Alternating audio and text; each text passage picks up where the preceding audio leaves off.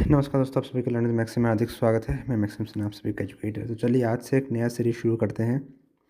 मैं M H set और M P set से थोड़ा हट के पॉलिटिकल साइंस 2025 क्वेश्चन पेपर ले रहा हूँ, सेबा बोर्ड का। ठीक है, असम बोर्ड का जितने भी प्रीवियस 5 ईयर्स क्वेश्चन है 2020 से लेके 2025 के जितने भी मतलब क्वेश्चन है पॉलिटिकल साइंस के, मैं उनको कवर कर रहा हूँ। ठीक है, एक तो PYQ असेसमेंट एक सेशन है, और इस सेशन में मैं जितना हो सके शॉर्ट क्वेश्चंस को कवर करूँगा। क्वेश्चंस कैरिंग 4 एंड 6 मार्क्स, मतलब उनको यहाँ पे डिस्कस करना काफ़ी मुश्किल होगा। So I will be focusing on 1 and 2 marks सवाल। ठीक है, पार्ट ए और पार्ट बी के जितने भी 1 और 2 मार्क्स के जो सवाल हैं, जो शॉर्ट क्वेश्चन हैं, उनको मैं डील करूँगा। ठीक है, okay, let's start. So part A का पहला सवाल जो बनता है, ये आपका कॉन्टेम्प्रेरी वर्ल्ड पॉलिटिक्स है। ठीक है, सो ये जो सेक्शन है ज़्यादातर इंटरनेशनल रिलेशन से पूछा गया है। ठीक है, so the first question is India is a member of ASEAN. अच्छा, यहाँ पे येस और नो में बताना है। So ASEAN, ASEAN stands for what? ASEAN Association for South East Asian Nations. ठीक है, South East Asia, South East Asia में इंडिया नहीं आता, though India is a part of South Asia. ठीक है, India is a part of South Asia but not a member of South Asian region. ठीक है, तो answer is no, India is not a member of ASEAN, but yes India is a dialogue partner. ठीक है, dialogue partner. ठीक है, अच्छा, तो इस मौके पे देख लेते हैं आसियान के मेंबर कौन है। जितने भी साउथ ईस्ट एशियन कंट्रीज़ हैं, जैसे कि आप ले लीजिए म्यांमार, मलेशिया, थाईलैंड, ठीक है, इंडोनेशिया, जितने भी कंट्रीज़ है, ये सब क्या है, आपके आसियान में आते हैं। ठीक है, लगभग I think as many as 11 countries. ठीक है, there are 11 countries who are the members of ASEAN. ठीक है, so India is not a member of ASEAN. Okay, ठीक है, तो अगला सवाल की ओर देखते हैं। अगला सवाल, who can exercise veto power in the security council. तो ये सवाल ये कि वीटो पावर जो होता है, ये कौन कर सकता है सिक्योरिटी काउंसिल में? सिक्योरिटी काउंसिल माने यूएनएससी का बात कर रहे हैं। ठीक है, United Nation security council. United Nation security council में वीटो पावर उनको दिया जाता है जो सिक्योरिटी काउंसिल के जो मेंबर हैं। ठीक है, there are as many as 5 countries in the UNSC. ठीक है, कौन कौन है? पहला China, USA, UK, France and Russia. ठीक है, so India is not a member of UNSC, though we are trying to be member of UNSC. ठीक है, सो ये जो 5 मेंबर है, इन्हीं को ही मतलब हक होता है वीटो करने का। ठीक है, सो तो इस सवाल का जवाब ये होगा कि those who are the members, that means the 5 countries, 5 member countries are only allowed to do veto. ठीक है, okay. Which state is the successor of Soviet Union? Soviet Union जब टूटा था 1991 में, ठीक है, टूट के उससे आई थिंक कितना का देश निकला था? 15 कंट्रीज़, हाँ, 15 कंट्रीज़ उससे टूट के निकला था। ठीक है, उनमें से जो सबसे बड़ा था that was Russia. So Russia is the successor of Soviet Union. ठीक है, okay. Next question is which country is regarded as the third alternative centre of world power? Third alternative centre, देखिए वर्ल्ड पावर का जो centre जो है, पहले माना जाता है यूएस, देन चाइना। ठीक है, China, alternatively EU, European Union. Though European Union is not a country but still it is considered. ठीक है, हालांकि जो पल्ला जो होता है वो चाइना का भारी होता है। तो first USA, second China and third is none other than मेरा प्यारा Bharat, India. Okay, so India is the third alternative centre of world power. अगला जो सवाल है बहुत ही आसान सवाल है। Write the full form of SAFTA. SAFTA, South Asian, एक मिनट, साफ्टा, साफ्टा का फुल फॉर्म है आपका South Asian free trade agreement. ठीक है, South Asian free trade agreement, एक ट्रेड एग्रीमेंट किया गया था किन देशों के बीच? साउथ एशियन कंट्रीज़ के बीच में। साउथ एशियन कंट्रीज़ का जो ऑर्गेनाइजेशन जो है उसको कहते हैं SAARC, SAARC, south Asian association for regional cooperation, ठीक है, सार्क। आप लोगों ने पढ़ा होगा सार्क के बारे में। सो जो सार्क कंट्रीज़ जो है, इन्हीं के बीच में आपस में एक फ्री ट्रेड एग्रीमेंट हुआ था for betterment of trade diplomacy, ठीक है, जियो इकोनॉमिक्स के बेहतरी के लिए। जियो इकोनॉमिक्स एक टर्म है, जब आप लोग ग्रेजुएशन करेंगे तो आपको सुनने मिलेगा। जियो इकोनॉमिक्स का मतलब इकोनॉमिकल ट्रांजैक्शन अच्छा होने के लिए, इकोनॉमिक रिलेशनशिप अच्छा होने के लिए ये ट्रेड एग्रीमेंट किया गया था, ठीक है। Okay, moving on to the next question, which day is celebrated as United Nations day? It is 24th October. So 24th October is considered or is celebrated as the UN Day और United Nations day, ठीक है। अच्छा, फिर से देखते हैं अगला question. हाँ, यस और नो। यहाँ पे देखिए, technology is an important phenomenon of globalisation, yes. अब इसमें और क्या दोहराई है। अगला सवाल, what is greenhouse gas? यार ये आप सबको पता ही होगा, नथिंग टू डिस्कस, क्लास 5-6 से पढ़ते आ रहे हैं, ठीक है।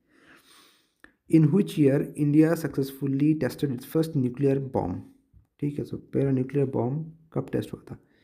इंडिया ने 2 बार टेस्ट किया था, एक था 1974 एंड 1999। 1974 में पहला टेस्ट किया था, दोनों ही टेस्ट हुआ था आपके पोखरान में हुआ था। इट हैपेंड इन पोखरान, ठीक है। और ऑपरेशन, और 1974 में जो हुआ था उसे कहा गया था ऑपरेशन स्माइलिंग बुद्धा, ठीक है।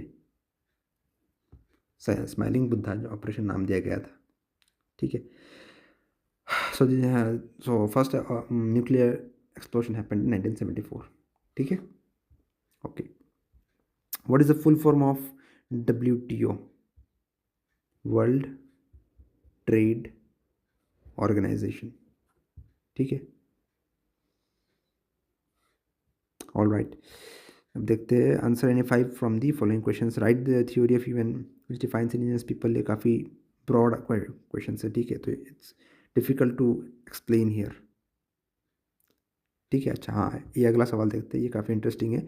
Mention any 2 countries in south of India who are the members of SAARC, ठीक है। तो सार्क मेंबर नेशंस जो है, उनमें से 2 कंट्री बताइए जो इंडिया के साउथ में। ये हमारा पेनिनसुलर पार्ट ऑफ इंडिया, तो ये यहाँ पे श्रीलंका, यहाँ पे मॉलडीव्स। सो मेंबर कंट्रीज कौन से हुए? एक हुआ Sri Lanka and the other is Maldives, ठीक है। This 2 are the southern part, southern SAARC nations, ठीक है। अच्छा, write two causes of disintegration of Soviet Union. तो आप सभी को पता है कि मेनली क्या हुआ था, वही कम्युनिज्म से इकोनॉमिक प्रॉब्लम शुरू हुआ था, ठीक है। इकोनॉमिक क्राइसिस देखा गया था, बाद में आपका वो ग्लासनोस्ट एंड पेरेस्ट्रोइका भी है, ठीक है, glasnost and perestroika. So this is simple thing, nothing new to discuss. अच्छा, यहाँ पे एक और सवाल बनता है कि, सॉरी, उन्होंने पूछा है कि what is meant by south Asia. South Asia कौन सा रीजन है?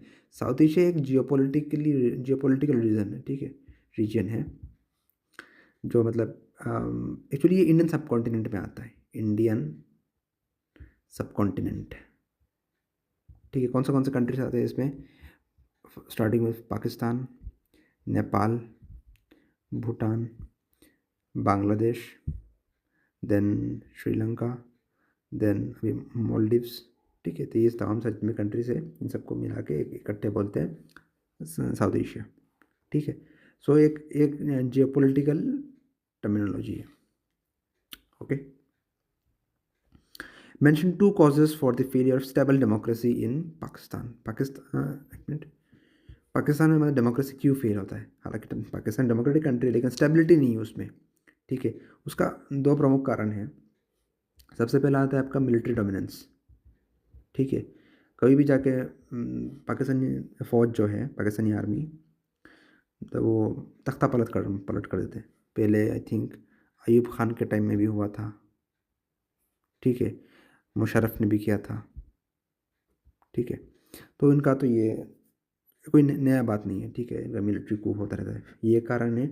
और दूसरा है weak political system, weak political system. उनके जो पॉलिटिशियंस जो हैं, उनमें वो उद्यम नहीं है कि एक स्ट्रॉन्ग सिस्टम बना के रखे जैसे कि इंडिया में है वो, या फिर आप कोई भी और भी डेवलप कंट्री ले उठा के देख लीजिए तो उनमें वो बात नहीं है. So this are the two reasons why democracy doesn't hold good in Pakistan. ठीक है. Okay. Write the permanent member nations of United security council. मैंने थोड़ी देर पहले ही डिस्कस किया था, जैसे कि USA, UK, Russia, China and France. ठीक है. These are the permanent members of United Nation security council. ठीक है. अच्छा. सो आई थिंक पार्ट ए के जितने भी शॉर्ट क्वेश्चंस हैं यहाँ पे ख़त्म होते हैं. ठीक है. Okay. Now switch on to part B. There is politics in Indian, मतलब पोस्ट इंडियन हिस्ट्री कह सकते हैं आप. In which year Bharatiya Janata Party was formed. कब फॉर्म्ड हुआ था भारतीय जनता पार्टी? 1977 में. उस वक्त नाम था जनता दल. सॉरी 1977 में क्या बोल रहा हूँ, अरे अरे अरे, wait. It was formed in 1980. 6 अप्रैल कुछ ऐसा था. हाँ, 6 अप्रैल को फॉर्म हुआ था. ठीक है. ओके. अच्छा. विच party won the 1977 general elections? 1977 में इमरजेंसी के बाद जो इलेक्शन हुआ था उसमें जीत हुआ था जनता दल अलायंस का. जनता दल अलायंस. ठीक है. Janata Dal alliance. Okay. Which princely state state conducted election on the basis of universal adult franchise? ठीक है. Without a second thought, the answer is Manipur. Manipur was the first princely state to conduct election under this. Okay. Who was the Prime Minister of India after Pandit Jawaharlal Nehru? देखिए इसका एक answer तो दो होता है. Acting prime minister के तौर पर अगर आप देखें तो गुलजारी लाल नंदा जी थे. ठीक है. He was the acting prime minister and election अगर प्रॉपर इलेक्शन अगर होने के बाद कोई हुए थे, he was it was Lal Bahadur Shastri. ठीक है. So if they ask this question again, so I would suggest to write both the names. आप लोग ये रहे कि acting prime minister acting prime minister was Nanda ji. ठीक है. Gulzari Lal Nanda. After fair election, full fledge election, Lal Bahadur Shastri was nominated as the prime minister of India after Pandit Nehru. ठीक है. Okay. रुक करते अगले सवाल की ओर. From which year the first 5 year plan was started?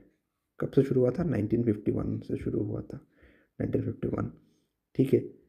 I think it was in ये आपके सोवियत से इंस्पायर्ड हुए थे.